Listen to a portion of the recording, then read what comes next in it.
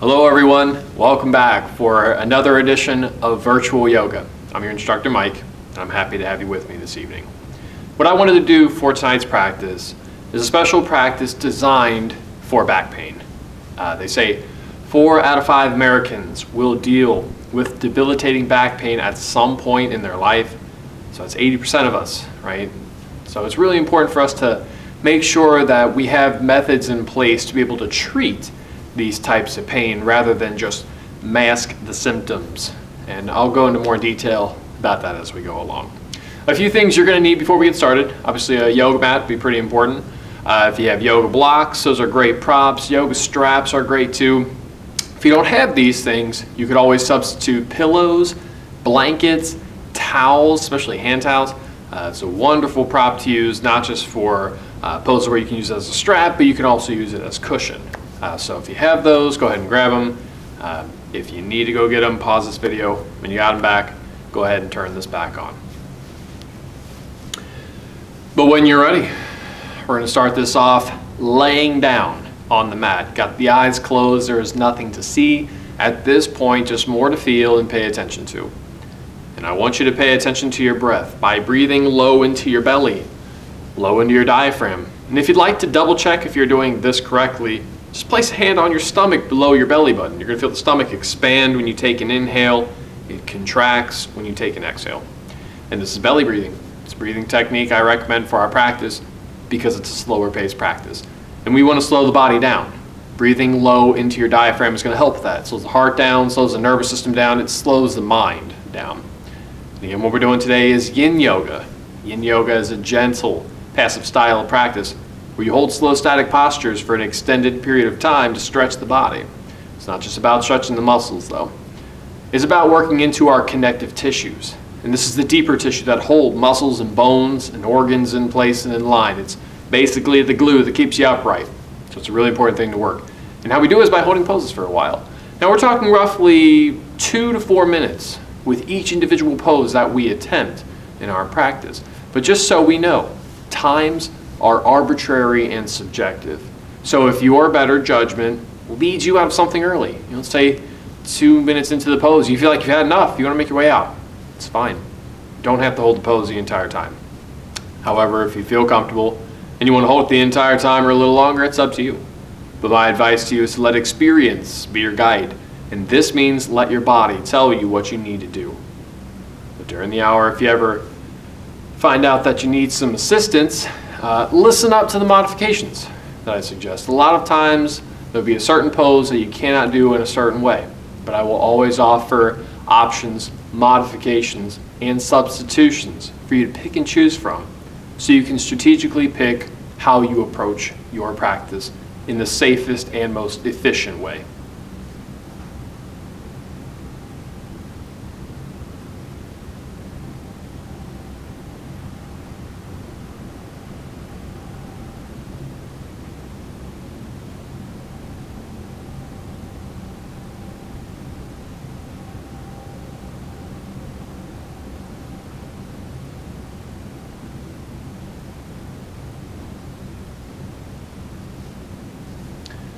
Take a few deep breaths, and when you are ready, you can go ahead and open your eyes.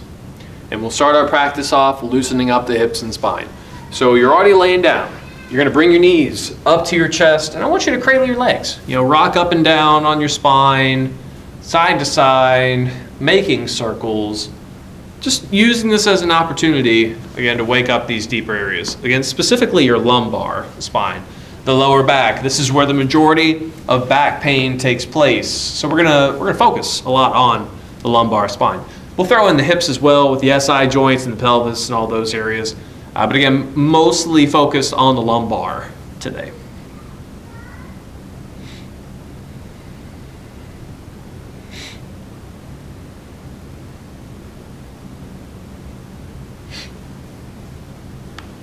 Since we're doing a spine series, we're going to start off with some forward bends. And the first option that I'm going to show you, this is called butterfly pose, where you have the soles of the feet brought together in front of you. You fall in round in the pose as best as you can, but don't worry about getting the heads of the feet because it is not the point. So don't pull and yank and force as as hard as possible to get your head down to the feet because you're probably just going to overstretch. I would recommend just letting gravity do the work for you. That means let your bodies kind of naturally fall into it. But again, with this, you should feel your inner thighs and you should feel your back stretching nice and broad that you can wave your hands to. If you don't feel that, maybe you're feeling more localized pains around your knee, around your hip, or the back of the hip, I would actually recommend doing a different pose. Dragonfly is going to be your better option. You spread out the legs, you lean forward here, you get the inner thighs, you get the back, you get a bonus hamstring stretch, and that may be something you want to consider doing because a lot of back pain comes from too tight of hamstrings. Good news is, in our practice today, we are going to be stretching the hamstrings one side at a time, so we can kind of isolate the hamstrings a little bit more and also work into our spine a little bit differently. If you're a regular here, a lot of times we do this practice by stretching both hamstrings at the same time. Today we're going to do one at a time, just to kind of change it up a little bit. But in every pose, allow yourself to relax into it. Let gravity do the work for you. Try not to grasp unless you feel like you need something just to hold on to. For some people, they can't really bend forward without the assistance of using their hands. But again, not pulling as hard as possible. And don't worry about how far you go, because it's, again, not a competition of who can stretch the farthest. Everybody would lose if that was the case. And what I want you to think about is, am I feeling the intention of the pose? Am I feeling the stretch itself? Do I feel my inner thighs? Do I feel my back? Do I also feel my hamstrings if I'm doing a dragonfly? And if you are feeling that, then you're fine. But also consider the intensity of the stretch itself. I like to shout out what I call the scale of stretching, the scale between 1 and 10. If 10 is your deepest stretch, go for like 6 and 7 because you're less likely to overstretch there. You're more likely to relax. Get a nice moderate stretch where it's not too much, it's not too little. It's just right. But that's subjective. Everybody has a sweet spot, and I encourage you to find out where that sweet spot is for you.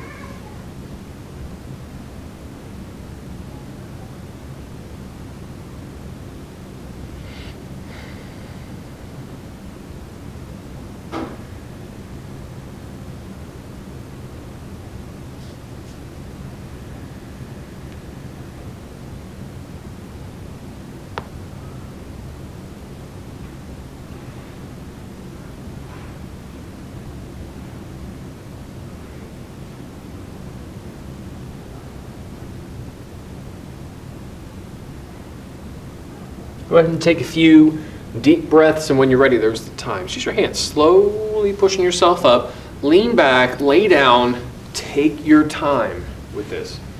No rush to move on to the next pose. So just lay down here and feel what we call the rebound effect. How different does your body feel right now as opposed to when you first started that pose? What differences can you sense right now?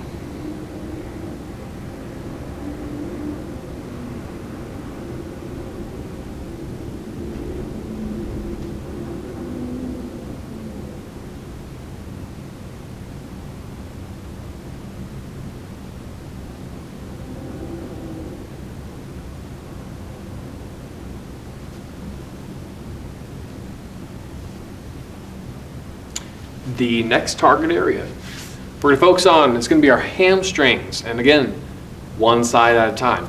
The hamstring, though, so we all know, is the back of our leg. So from glutes to knee on the back side of the leg here. And I'm going to give you a couple of options. The first one I'm demonstrating right now is called half butterfly. This is where you have one foot in towards the groin and you have one leg extended out in front of you. It's this extended leg that's going to get stretched. That's going to be for every pose, I suggest. This is just one of them. But half butterfly exaggerates external rotation, right? You see this leg turning out. But another option is with internal rotation, and this is called the half frog. You'll find out very quickly whether or not your knee and your hip want to do it. If you start feeling knee pain or hip pain localized, you're overstretching or possibly just compressing the femur into the pelvis, which isn't really comfortable, right? Especially that knee pain. Don't push through that. If that's the case, half butterfly is just going to be your better option. Unless all else fails, in which case you could just do a dragonfly and stretch that one side, right? Just the one leg. We're going to stay here for probably about 2-3 minutes. Maybe a little longer. We'll see how it goes. And again, just so we know, with the times being subjective, If you feel like you want to hold the stretch for longer than what I am saying, by all means, go for it. With this being a class where we have time constraints, I have to budget the time for each pose. But if I'm doing this on my own, at my house, I will hold the pose until I feel like I have had enough of the pose, until I feel like I am actually ready to be done with the pose. So that could be 5 to 10 minutes for some of these things. Obviously, I'm not going to recommend that right now. I would never really recommend 10-minute poses for new practitioners. If I'm going to teach someone new, I'll usually give them a couple of minutes. 2 to 4 is usually the sweet spot where it's not too much for them. So again, we're getting the back of the leg with the broad stretch. Here's where a prop can come in. If you happen to have a towel or a yoke strap, you can always throw that over your foot. Use that for leverage to help you go forward, but try not to pull back like this. If you start pulling back, you lose the forward bend. It's half the reason why you're doing it, right? And probably also lose the intensity of the hamstring stretch. Another way to work your back, though, depending on how tight you are in your hamstrings, you may want to consider just letting your knee bend. Again, you don't have to lock this leg down. You let the knee bend a little bit. It allows more forward bend. You can work your spine just a little bit more that way. But if you're pretty bendy, you're probably going to want to have that leg down. And then one final way to work into our backs, and it's more for the side here, right? And you're probably already sensing this. When you're stretching one side at a time, you get this kind of like diagonal crossover going. So if you're stretching your left leg, it's going to be the lower right side of the back. But to increase that, take the opposite arm of the hamstring stretching and just try to round into it. So again, right now, I got my left leg getting the stretch, so I'm rounding my right arm over here to really target the obliques and the side body. It's just a different way to modify it. It's not better or worse than bending directly down the middle. It just creates a different sensation, and that's what all these modifications are about. It's about how do I do the pose in a certain way to give me a certain effect. And we can't be afraid to experiment, because if we don't experiment, we're never going to know. So I encourage you, highly encourage you, to just guess, experiment, see what works, see what doesn't work.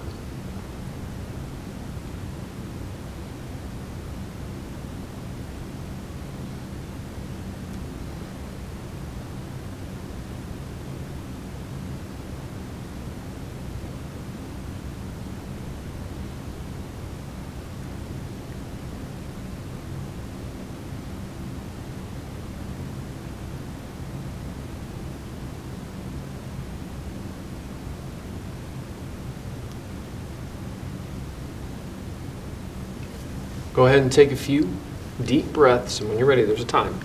Use your hands, right? Slowly push yourself out, lean back, and then lay down. Always taking your time in between a pose and in between sides, just to make sure you can recover a little bit.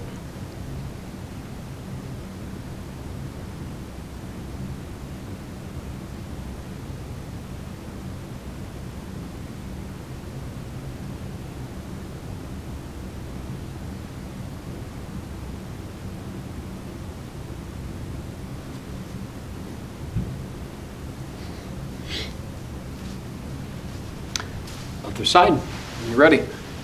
Whatever side you're on. If you happen to be on the same page as me, I now have my right leg out in front of me. I'm leaning over here to stretch the back of the right leg. Hamstrings, right? Back of the leg. And you'll also feel the side of your back depending on which leg you're getting. Again, just for example, if it's the right leg, lower left side of the back. If it would be left leg, it would be lower right side. And you're gonna grab something. Knee, shin, ankle, around the foot, toes, if you can grab them. Don't worry about that. If you can't, it's not a big deal. You may, in fact, might want to use a prop, like a towel I mentioned, or a yoga strap. You throw that over that foot, use it for leverage to pull you forward, trying to bend forward, because that's half the reason why you're doing it. In fact, really, it's the sole reason why we're doing this practice today is to work our spines. Okay, so allow yourself to relax and bring the head forward. I'll talk about that more in a second. Other modifications we had mentioned, letting your knee bend to allow more forward bend, or taking the opposite arm of the hamstring you're stretching to target the obliques, side body, just a little bit more. And what you're doing to your spine, it's called decompression. Compression means bones or two parts of the body are running into each other. That represents the ultimate range of motion once compression takes place. But decompression means you're pulling bones away from each other. So that's what you're doing right now to your spine. You're creating space in between your vertebrae. And it's really important to do that because as we age with this feature in our bodies called contracture, which means we're always tightening up and contracting, we can make sure that the space in between our vertebrae stays. Because again, as we age, that will shrink, right? So we want to make sure that we maintain the space there for that. Obviously, it's not this big, it's just a visual for you. But again, really important for us to keep that space because the closer the vertebrae are, the more so that they're just going to rub onto each other. They're going to degenerate naturally through compression, right? So really, really important for us to maintain it.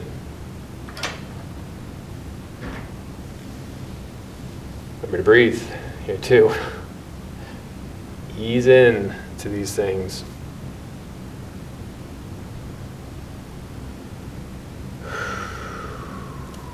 You know, with hamstrings being a big issue for a lot of people, I mean, we want to make sure that we just keep them mobile, keep it flexible.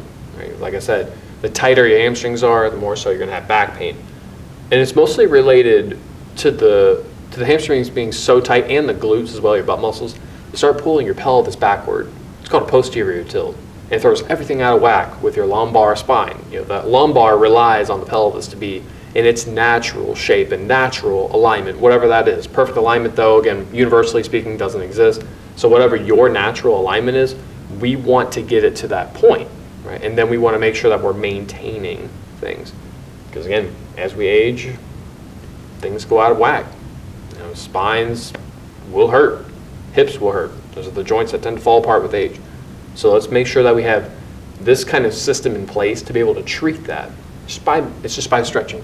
As simple as it sounds, it's really just by stretching.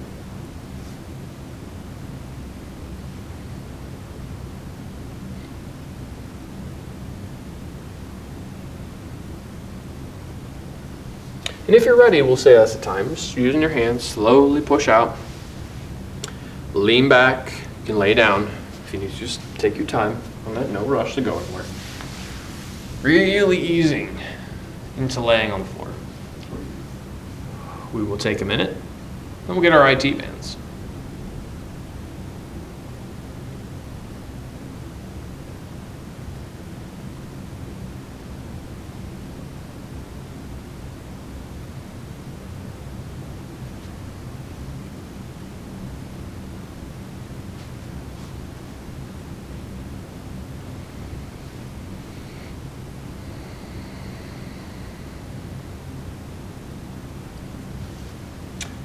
The next target area to focus on, IT bands, but we're still going to try to work our backs here. We're going to see how it goes because for some people, the pose I suggest might not work. If it doesn't, I will give you another option to play around with.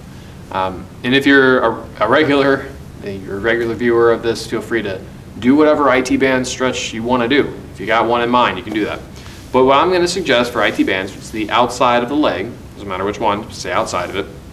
This is called the shoelace pose. This is where you're doing your best to essentially stack your knees on top of each other. It doesn't have to be perfectly aligned, but this is the emphasis here of crossing one leg over. And it is the top of the cross leg that gets the stretch the more you bend forward into it. So a little bit of forward bending is going to be involved so you can work spine once more.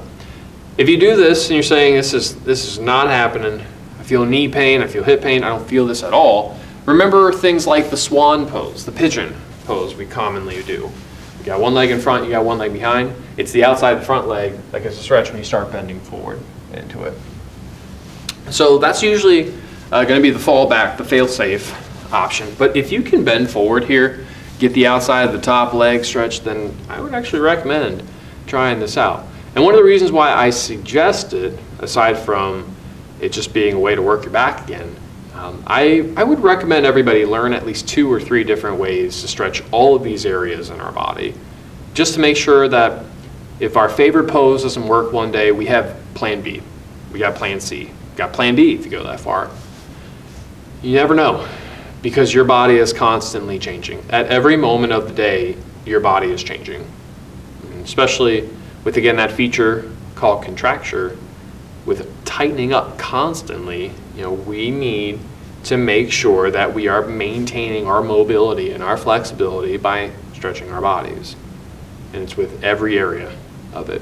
And we need to have all of those different ways to do it. But in reality, for yin yoga itself, maybe like 40 poses in the entire series. So there's really not a lot when it comes to the actual depth of how many poses can I do. Usually each target area we work has about 5 to 10 poses, which is very different if you're familiar with any other flow style of practice, like vinyasa classes, ashtanga, hatha yoga. I mean, you're going to be doing hundreds of poses in those practices, and that's just in one. We will probably do about 5 or 6, probably 5 actually today. So that's the big difference between a stretching yin practice versus a strengthening, we call it yang practice, or yang sometimes. It's the opposite, not better or worse. It's just different. It's the polar opposite from stretching, but you need both, right? We need polarity. We need stretching, we need strengthening.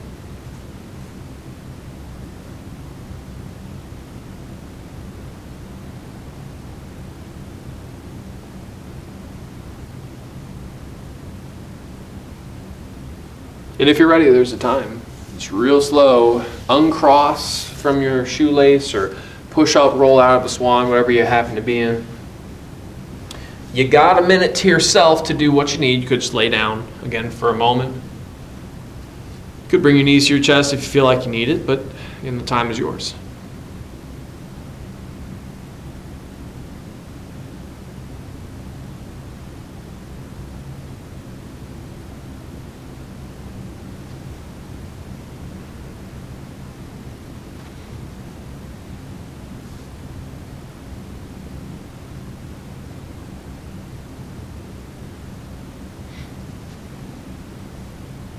Other side, if you're ready, whatever side you're on.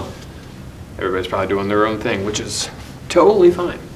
But what I'm doing again is shoelace pose, where you're stacking your knees on top of each other. Essentially, does not have to be perfectly aligned, but it is the outside of the top leg getting the stretch. If you start feeling knee or hip pain, you're gonna probably want to do the Swan pose, the Pigeon, where you have the one leg out front, one leg behind.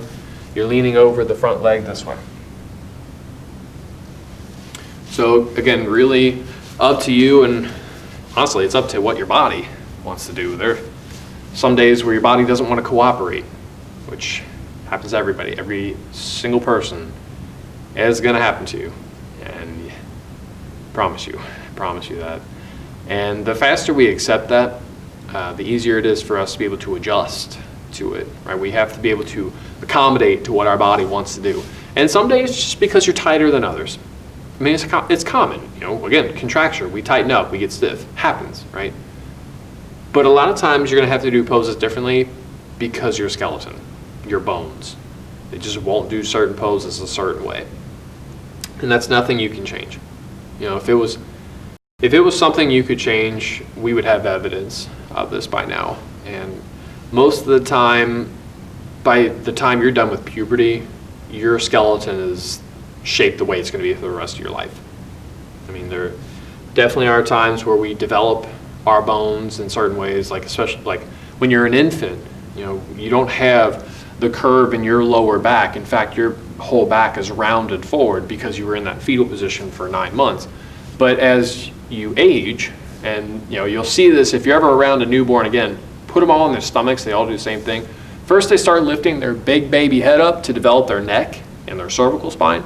And then before long, they start pushing their arms out in front of them, basically doing what we call a seal pose or a Sphinx pose if you're doing a back bend. But that's where you develop the lower back's curve. So you didn't have that when you were born. You developed that. So that is one example of it. But again, by the time you have hit puberty, what your body is, that's what it's going to be for the rest of your life, unless you end up hurting yourself some way. Hopefully that doesn't happen. But barring no injuries, what you got is what you got. And the faster we get to accept that, the less likely we are to be disappointed with our practice, and the more likely we are to have a more efficient practice.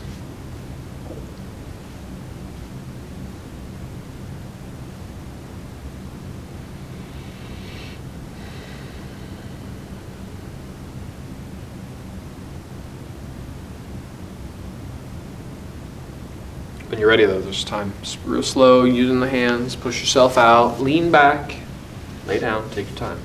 You got a minute. Short rest. We were gonna do 2 more poses. And then we're gonna wrap this thing up. We gotta do a quad stretches, we gotta do a back bend. No particular order.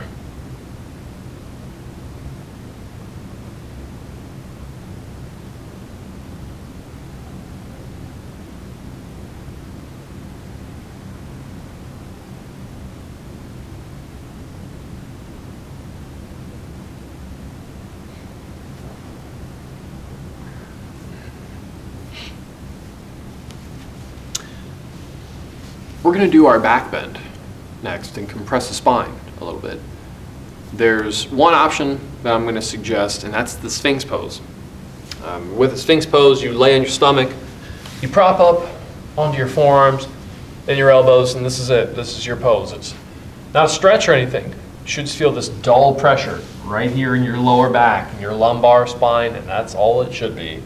If it's sharp, I would suggest lowering down away from the sharpness, because it is not therapeutic. Don't push through it.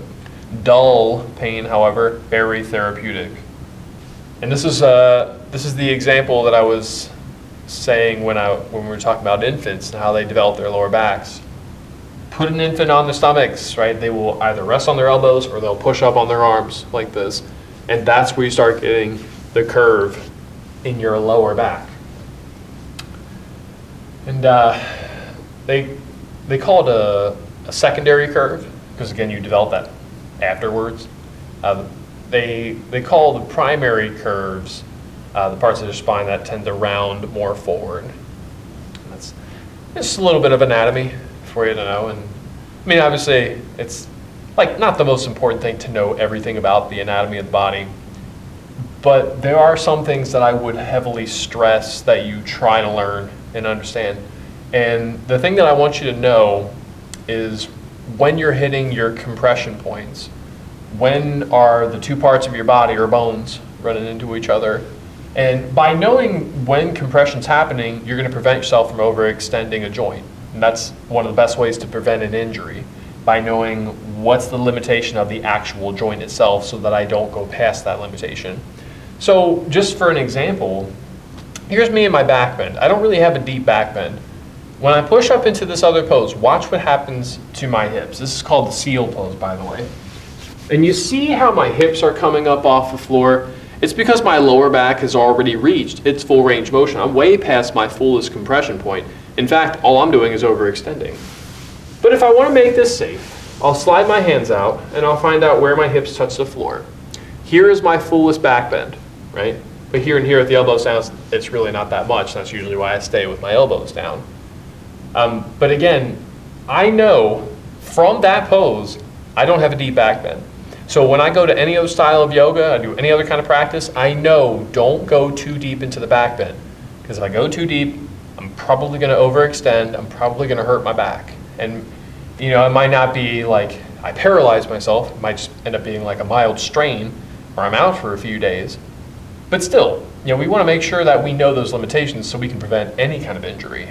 Now, obviously accidents happen, but in practices like yoga, and really any form of exercise, you can prevent a ton of those accidental injuries.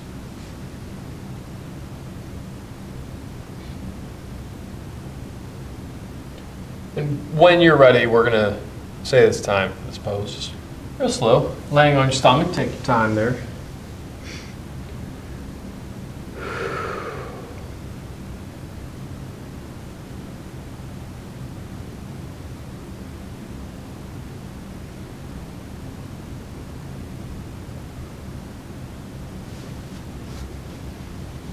It's going to feel nice at some point to do a gentle forward bend. After deep back bends, that's usually going to feel really, really nice. So like a child's pose is a go-to pose.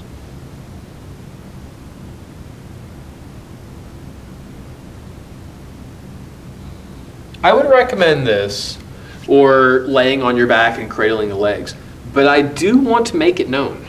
Another pose that I enjoy doing, and that's called the squat pose. This is one of the best poses you can do for your back and for your SI joints, the sacroiliac joint. I don't know if you can see me right now. My heels are touching the floor, but it's not a big deal if yours do not. Again, there's plenty of reasons for it. It could just be your skeleton, or it could just be your type. Just so you know, if it is your skeleton, you're going to feel pain right here in the front of the ankle. If you're tight, it's going to be the back of the ankle. That's something you could potentially stretch through. But again, gentle tilt for the sacrum, gentle tilt for the lumbar spine. Just little things like this can really, really help prevent that back pain, which again, like I mentioned, so many people are going to deal with, 80% of us. I'm one of those, right? I am one of those 4 out of 5 Americans who have dealt with debilitating back pain. Let me tell you something, it's not fun. You know, if you've ever had back pain, there are some days where you feel like you can barely get up because it's the spine itself. We need to maintain its integrity, right? If it starts to fall apart, whole body goes with it because we can't bear weight anymore, we can't stand up straight anymore, we can't move appropriately anymore. And I hate to use this as scare tactics, but it is just reality, right? If we don't take care of our body, it falls apart. I love comparing it to a vehicle. Try going 15,000 miles without changing your oil. You know, what happens? Your car falls apart. So you have to put the maintenance in. You got to change that oil every few thousand miles, depending on how old it is. Just maintain it. Keep it up, right? Keep that work on the body.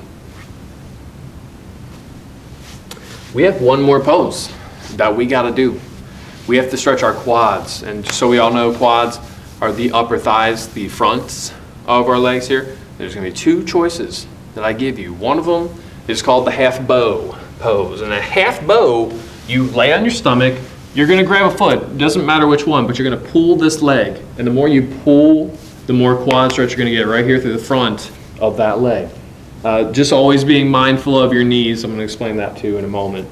But if you can't grab your foot, remember you can always use a prop like a towel or a strap or something like that. You just got to loop it over the ankle and pull on the prop. And you have to actually grab something. You can't just let that knee bend and not grab anything, because you're not stretching your quads, you are flexing your hamstrings. That will cause a cramp, I guarantee it. So grab something so you can relax the hamstring. This other option is called half saddle.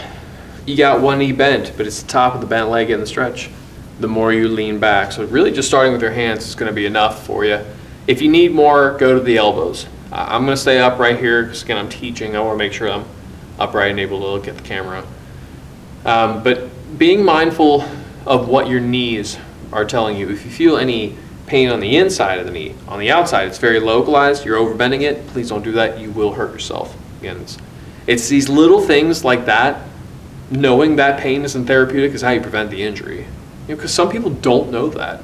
There are several people out there who believe any form of pain is a sign of weakness leaving the body. I hate that expression. The next one I hate the most is no pain, no gain, because it doesn't explain what is therapeutic and how do I gain with therapeutic pains. If you're pushing through pains that aren't therapeutic, localized straining, over compression, that's not therapeutic. That's going to tear something. It's going to wear down your body. So don't do that. But what is therapeutic? Broad pains. This is called tension. And it's not just in stretching. It's in all forms of practice. Tension is a broad stretching effect that you can feel. You can wave your hand to it. It takes place in strengthening too, just with rhythm and repetition. So when you're doing like a bicep curl, right, you can constantly see and feel the tension going on in your bicep, right?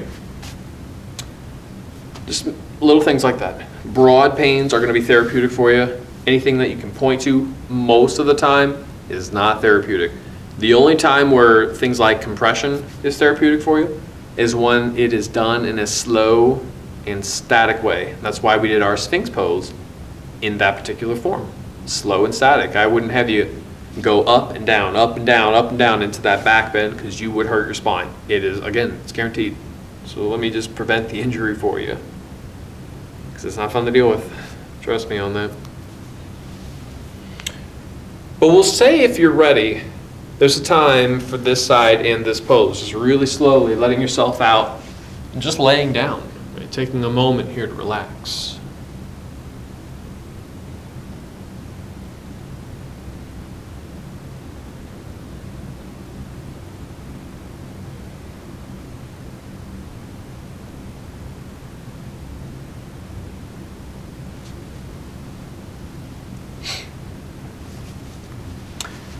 Other side. Whatever one you're on, just make sure it is the other one. And again, it's the upper thigh, front of the leg. And the first option I had suggested was half bow, where you lay on your stomach and you just grab a foot and pull it. All right, the more you pull, the more you get. Muscular effort is required here. But you have to grab it. Have to grab that leg. The other option for you was the half saddle pose, where you have the knee bent and you're leaning back. Starting with leaning back to the hands. This is usually all you're going to need, at least to start. If you're pretty bendy though, keep going. Lay on your elbows, lay all the way on your back if you can get down there. But just making sure your knee is fine. Any outside or inside localized pains, again, it is overbending, don't do that. If you do feel a stretch directly over the top of your knee though, that's your patellar tendon. It is a huge tendon. You can stretch that one. But the smaller the ligament, the smaller the tendon, the less you should be holding those stretches. In fact, for the smaller ones, you probably shouldn't really hold any amount of time in that. So like the ligaments and the tendons in your fingers. You don't have a lot here, right? So it's not necessary to hold a 5-minute finger stretch or like a 5-minute toe stretch. That's not necessary because there's just not enough connective tissue to work. But with the hips and the spine, I mean, all these areas from knees to navel, so much connective tissue. I mean, this is where the majority of it is. So you could hold poses in the hips and spine all day and be fine. Again, we usually strive for 5 minutes is usually what you want to head for. Today, again, we're just doing 2 to 4, nothing too crazy. But even that is better than nothing. I would recommend doing at least a handful of poses every day. If there's anything I can recommend you do for everyday practice to make sure your spine is okay, do a forward bend and do a back bend. So we did a lot of forward bends. We did butterfly, we did dragonfly, half butterflies, lots of forward bends. But then we also did Sphinx Pose. That could be your back bend. There you go. That's just daily maintenance right there. And if you are ready, there's your time. Just really slowly let that leg out and just keep laying down. Take your time here.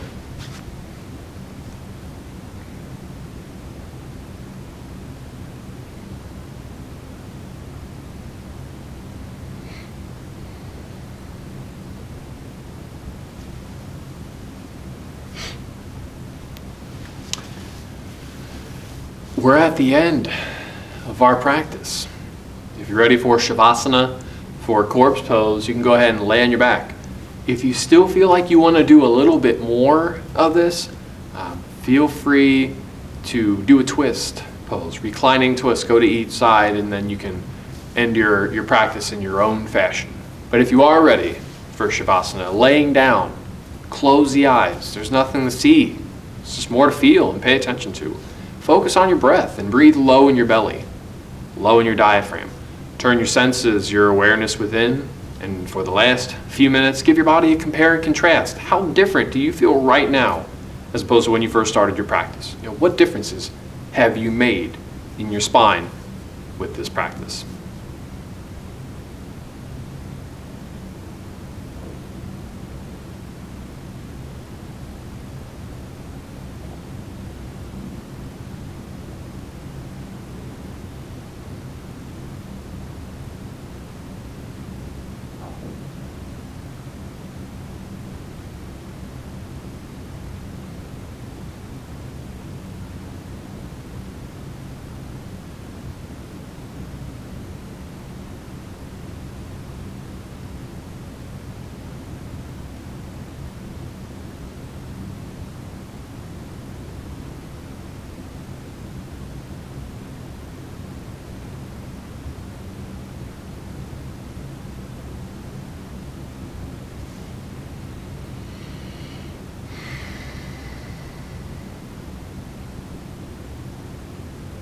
No formal ending to our practice.